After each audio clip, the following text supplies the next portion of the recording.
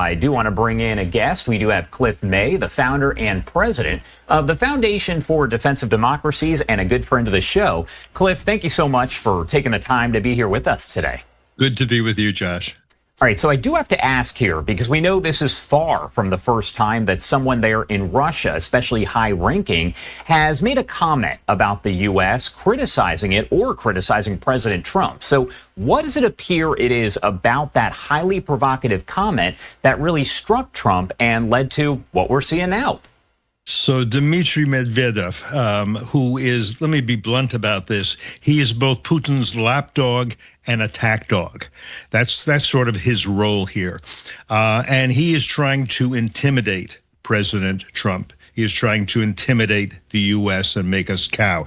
He recalls very well, frankly, that every time he threatened Biden, Biden said, we can't provoke President Putin. We want to de-escalate. And Biden did things like say, well, we can give some defensive weapons to Ukraine, but nothing offensive. We don't want to, we give them missiles, but they can't use those missiles to hit military targets inside Russia. And so what you were doing, I'm afraid, under Biden was you were preventing Ukraine from losing quickly, but allowing them to lose slowly. President Trump has been trying very hard not to humiliate President Putin. President Putin needn't lose face. I think he made it kind of clear implicitly that if President Putin would simply agree to a ceasefire, he would be able to keep, say, Crimea, which he conquered and annexed in 2014. He'd be able to keep the lands that he has conquered so far, roughly 20% of the eastern portion of Ukraine and a land bridge to that Crimean peninsula, and that he should just stop there.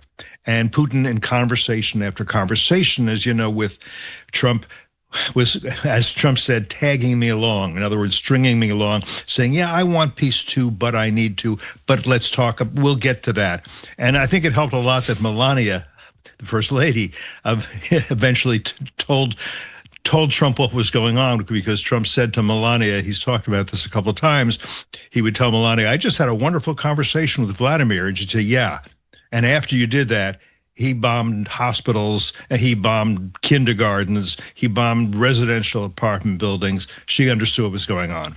So I think what President Trump is doing now with the submarines is simply making very clear, you're not intimidating me. You don't want to threaten me. You don't want to threaten the United States. You don't want a war with us.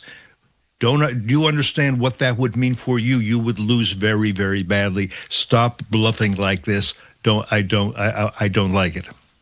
And I am showing you the post from Dmitry right here. Again, the former president of Russia, the one that sparked all of this. He wrote, Trump's playing the ultimatum game with Russia. 50 days or 10, he should remember two things. One, Russia isn't Israel or even Iran. Two, each new ultimatum is a threat and a step toward war, not between Russia and Ukraine, but with his own country. Don't go down the Sleepy Joe road. So Dmitry's comments here, are they viewed highly? You mentioned that he's essentially Putin's lapdog. So are they taken seriously when you look in different political circles, or is this just what he does? Well, it's what he does, but he does so at Putin's behest. Putin wants him to be doing this. What you're seeing here is nuclear blackmail. And he hopes that the president says, I'm very frightened of this. We don't have a golden dome. You keep in mind, during the Soviet era, we had a strategy called MAD, mutually assured destruction. It said, you do not want to hit us with a nuclear weapon, either because we would then hit you with nuclear weapons and we'd all go down. And, in the Soviet period, I have to say the Soviets were evil, but they were rational. They had suffered greatly in World War II. They didn't want a nuclear exchange. I don't believe Putin does either. He wants to restore the Russian Empire. That's his mission. And that's why he wants to drag Ukraine back into the Russian Empire, which for a while was the Soviet Empire. But he can threaten this, and if he wins, it's a huge win if America backs down and says we can't interfere with anything that Russia wants to do. But keep in mind, if we succumb to nuclear blackmail from Russia, then we surely will succumb to nuclear blackmail from communist China, and why not from Kim Jong-un? He has nuclear weapons and intercontinental ballistic missiles as well. Tehran would have done the same thing, but President Trump, wisely, I would say, bombed Fordow and a couple of other nuclear weapons facilities, which at least sets back the Islamic Republic's drive to have nuclear weapons and the missiles to deliver them anywhere on Earth. Is this likely to end up, and we don't obviously know at this point, but is it likely to end up as kind of a tit-for-tat type thing where Russia decides that they want to do something now in response to those nuclear subs being moved around? I doubt that very much. I think there's a reason why Putin is using Medvedev for this and keeping this at arm's length. I don't think Putin wants to see the destruction of Russia. I don't think he wants a war with the U.S. What he wants is to restore the Russian Empire. Ukraine, very important part of that. Belarus, the name of that country means White Russia, was part of the Russian Empire, was part of the Soviet Union, of course.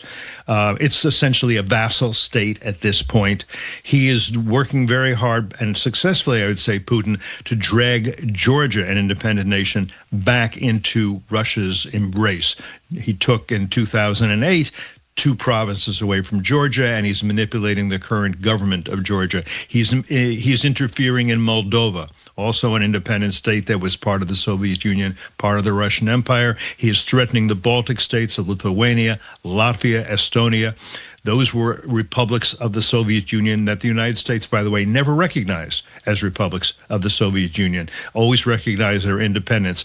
The Poles feel very threatened, almost everybody. The Finns, that's why the Finns have now joined NATO. That's why the Swedes have now joined NATO, because they all feel threatened by Putin. What the next step is this. President Trump has said, look, I'm not giving you 50 days. I'm giving you 10 days, and then I'm going to put very, very tough sanctions on you. Secondary sanctions, we can discuss what that means, but it's a way to squeeze the Russian economy and make it hard for Putin to fund his war effort. He's also sending more munitions to Ukraine, both things like Patriot missiles, which help prevent Russian missiles and drones from destroying civilian targets, and this is a terrorist war. Putin is hitting civilian targets every day. And I think he will send, long-range missiles without the restrictions, and that will also cause pain to Putin. And maybe at a certain point, Putin says, okay, this is not great. I'll agree, not to peace, but to a ceasefire. Maybe to wait till the next president comes in, and maybe things will be easier for him, maybe to do something else. But what Trump needs to do, and I think is wanting to do, is change Putin's cost-benefit calculus for continuing this war, as opposed to cessation of hostilities. I think that's the most one can achieve, but if President Trump achieves that, give him a lot of credit. And my final question for you here, how have we kind of seen a shift over the past several weeks and months? Because if you look months back, we saw President Trump and Ukraine's President Volodymyr Zelensky kind of arguing there, things getting heated inside of the Oval Office. Now, of course, we see President Trump and Russia's President Putin not necessarily getting along. They're kind of butting heads there. So how have we seen the views that President Trump has on the war itself kind of change over the past several weeks and months? Yeah, very much so. There was, first of all, Putin seemed to be to Trump somebody he could get along with, a serious guy, a reasonable guy.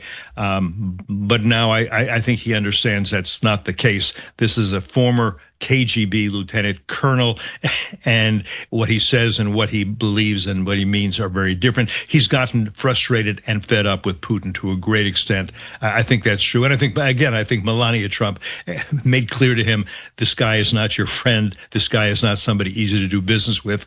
He's a thug. She knows she was born in a communist country, keep in mind.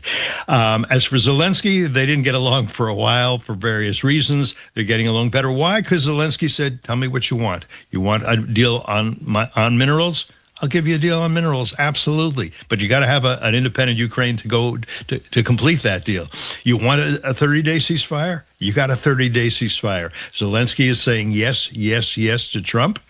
Putin is saying no, no, no. That changes Trump's attitude towards both of them. I think Trump is seeing the situation more clearly now than he did with help from Melania and because of the intransigence and truculence of Putin and Zelensky being very willing to say, we want to be your friend, your ally. We want to be we want to be a partner, not a dependent. We're not asking for boots on the ground. We are asking for the weapons we can use to fight America's number 2 adversary, who keeps threatening you, by the way. Wouldn't it be, we want to be helpful to you, and we want to be led by you as part of the free world. That's a pretty good argument, it seems to me. All right. Cliff May, thank you so much for taking the time to join us here and help break it down. As always, we appreciate your time.